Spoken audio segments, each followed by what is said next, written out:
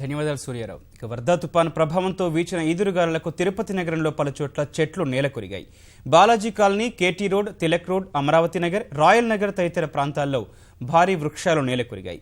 తిరుమల కొండల్లో కురుస్తోన్న వర్షాలకు కపిల తీర్థంలో నీటి ఉధృతి పెరగడం వల్ల భక్తులను అక్కడకు అనుమతించడం లేదు.